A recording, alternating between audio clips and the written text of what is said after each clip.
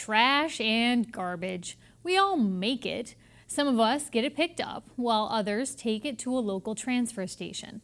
But do we know where it goes from there? Connecting Point's Brian Sullivan traveled to Pittsfield to find out what one company does with most of Berkshire County's solid waste.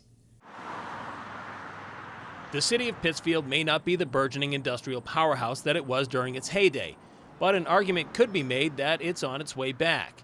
Most probably won't confuse it with its eco-friendly neighbors to the south in towns like Lenox and Great Barrington either. But since the early 1980s, this city on the New York border has been doing its part to join the green team. The methods used may be a little surprising to some, though. They burn garbage and turn it into energy.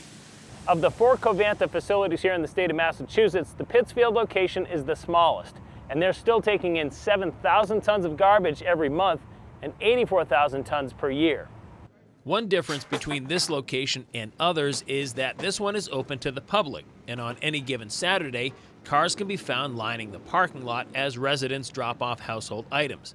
It operates the same way that a transfer station in any other town would, only most of the garbage has already been transferred to this station. Many of the residents seem to actually enjoy coming here. I think it's a great place. It's extremely convenient. They got great hours. They open early in the morning. They're open 6 days a week, so you can come out and do what you need to do. On the other side of the house, once the haulers have made it through the weigh station, is where the big business takes place.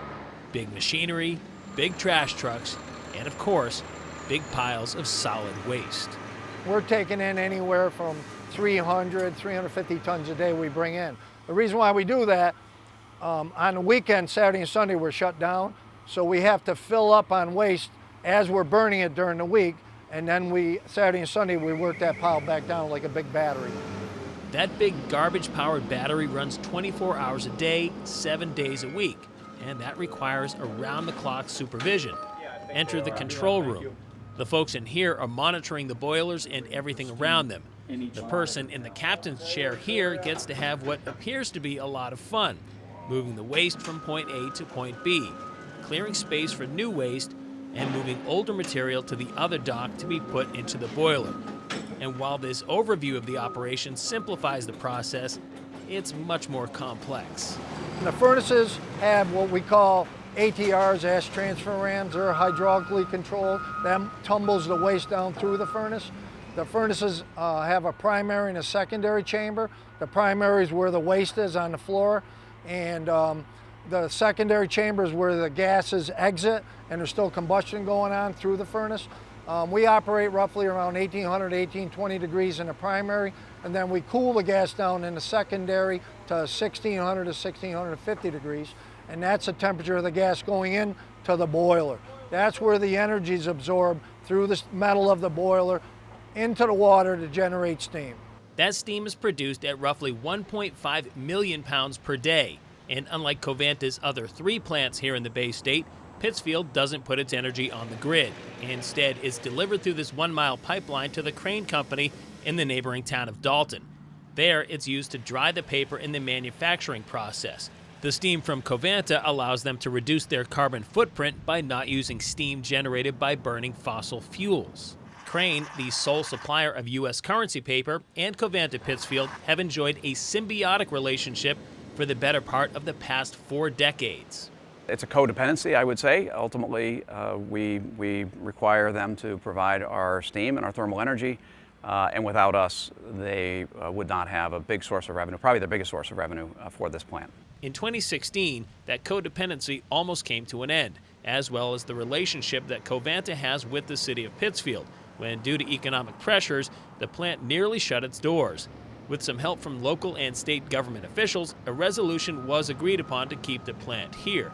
But the whole affair didn't sit well with one city lawmaker, the lone dissenting voice in the 4-1 city council vote. We just all of a sudden got a notice from Covanta saying that they were going to be closing their recycling and garbage operations. It caught us off guard because we did have a contract with them that said that they would be working there till 2020. And in their contract, they were supposed to give us at least a 6-month notice, and they weren't even giving us 6 months. So it really caught the city off guard. And you know, when all of a sudden you have a city of 40,000 people with trash and you don't know where you're going with it, it puts you, you know, you're back against the wall.